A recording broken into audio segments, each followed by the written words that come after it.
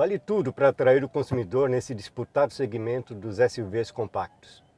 Até televisão a bordo e uma decoração interna que sai da combinação clássica preto e cinza.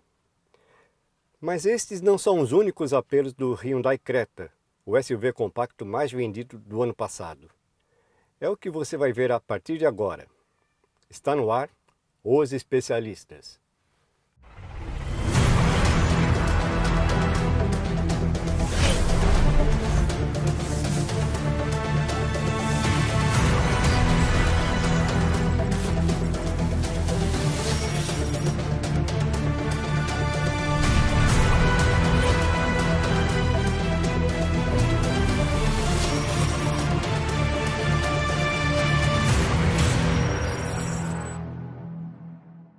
Os Especialistas.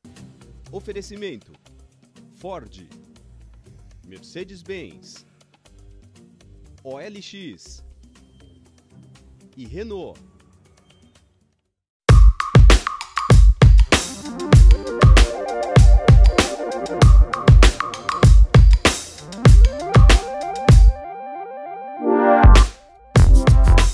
E para analisar o Hyundai Creta na versão topo de linha 2.0 Prestige, eu vou chamar o especialista Fernando Calmon. Olá pessoal, estou aqui com uma novidade para vocês, né? Pelo menos nos carros produzidos no Brasil, um smartwatch, um relógio inteligente, né? De vez em quando ele aparece a hora, 12h38. Mas com ele substitui a chave do carro. Não tem a chave, ficou em casa. Então isso é um outro apelo do outro Creta. apelo, a chave presencial está aqui no pulso. Você compraria um SUV só porque ele tem TV a bordo e o smartwatch? Claro que não, mas tem pessoas que valorizam isso, né? Seja como for, o Creta teve um desempenho excelente o ano passado. Ele liderou realmente. as pesquisas. Pela primeira vez ele conseguiu, né, superar o HRV, a diferença pequena, teve 14,8% de mercado. E o HRV teve 14,5%. 14% é um número mágico, é porque mágico. os líderes... Os 4 carros no ano passado terminaram entre 14 e 14,9, vamos dizer assim, né? Os outros foram o Kicks e o Renegade em quarto, tudo dentro dos 14%. Chamada briga de cachorro grande. Mas a briga está boa ali, né?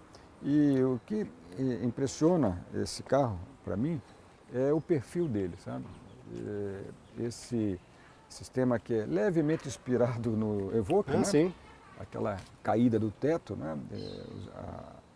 A moldura da janela dianteira, bem diferente da moldura da janela traseira. Sim, a traseira é um pouco mais estreita, né? Isso, exatamente. Então esse efeito visual ficou muito bom. Linha de cintura ascendente. Exato. E aqui a lanterna traseira, com esse desenho típico, né, da Hyundai.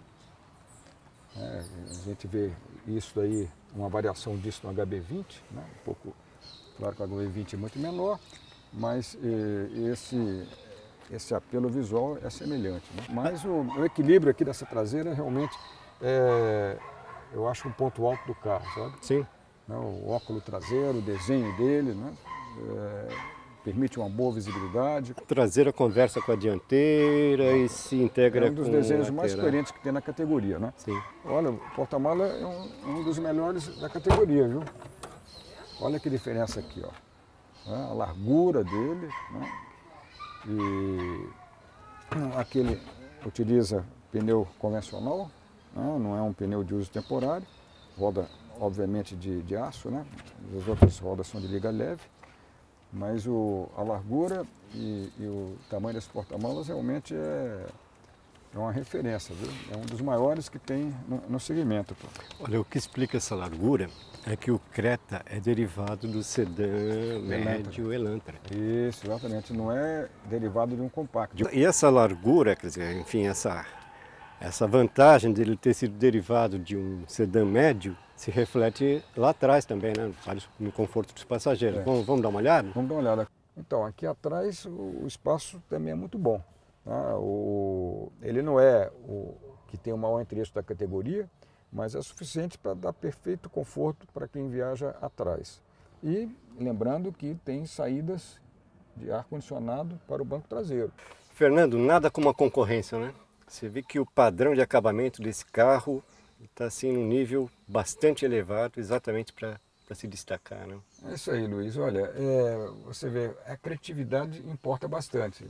Todo o material aplicado é um material mais duro, ou seja, não é dá aquela sensação de... A sensação boa, o tato, né? Tudo, é tudo duro, né? Mas foi criado uma diferenciação, né?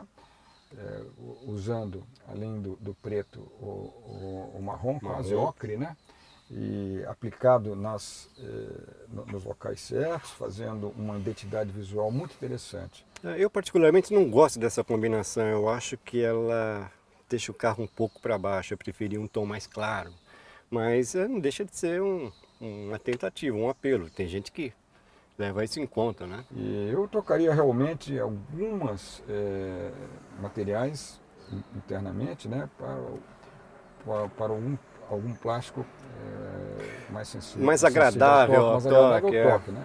Mas a gente sabe que hoje a regra tem sido essa. A exceção realmente, né, são os chineses, né, que colocam, espalham esse material bem mais caro. O Export também tem um acabamento mais claro, agradável, né? Não, isso não tinha. Ele tem agora. Sim. Porque fica mais difícil de concorrer. Sim. Quanto mais difícil de concorrer, mais você tem que oferecer materiais mais caros de acabamento. É, né? A concorrência, isso. É a concorrência, sem dúvida. Mas o acabamento dele é primoroso, tem, além da TV a bordo, dessa combinação biton que foge do comum, eu reparo aqui que esse carro também tem um refrigerador, um ventilador, né, de banco. Do banco, é. E como deveria ser mesmo, né, esse tem regulagem de altura, o volante e de distância, que é um sistema bem caro. Então precisa ver o que o comprador valoriza mais, né, se é aspecto ou coisas mais refinadas, como uma coluna de direção mais cara, né, de produzir. Né? Muitos estão valorizando a partida por chave, sim, por botão e não mais pela chave, ou uma chave presencial. Nesse caso aqui nem precisa de chave presencial, fica aqui no pulso, no né? pulso, né? Embora que foi uma solução trazida ao Brasil para Jaguar, né? Exato, mas nenhum carro brasileiro oferece. Sim, não. Então, vamos dar uma andada no carro agora? Vamos ver como esse carro anda.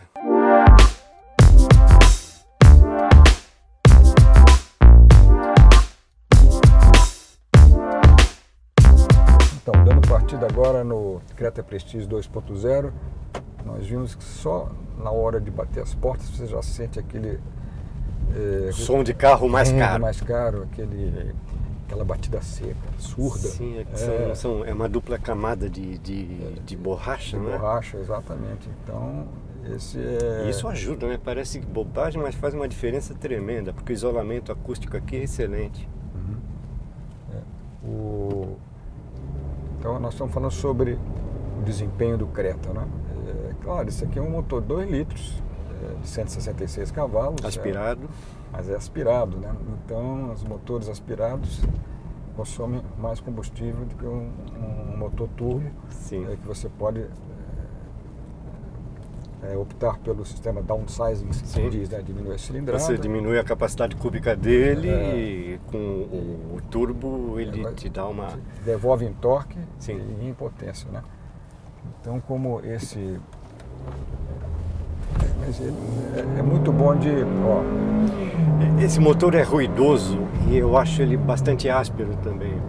Mas é como todos os motores de 2 litros, né? Eles ficam naquele limite do ideal, né? A gente sabe que tem uma regra mais ou menos aceitável que 4 cilindros, o limite é 2 litros, né? Mas, claro, você pode ter motores 2.4, 2.2 litros, mas aí você já tem que ter recursos mais...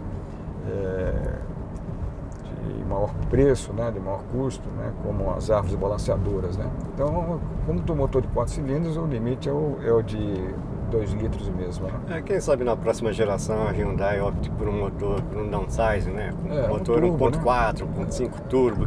Exato, essa é a tendência para hoje emissões, né? Emissões e consumo, né. Consumo. E o câmbio é um câmbio convencional, automático, não é automatizado de 2 embreagens. Sim. mas muito bem construído. Conversor de torque. É com um câmbio boas, câmbio da própria Hyundai. Isso. Você fez um kickdown aí, mostrar que as retomadas são... Outro carro que também não tem aqui a opção de Das borboletas no das volante. borboletas. Né? Tem que fazer só aqui no... Quem quiser fazer a troca manual tem que ser aqui na própria alavanca, como eu estou fazendo agora. Né? E também impressiona bem para mim a direção, a resposta da direção. Viu? Não é muito macia e não é muito dura. Né? Às vezes você tem alguns carros que tem... Ela tem um peso bom, né?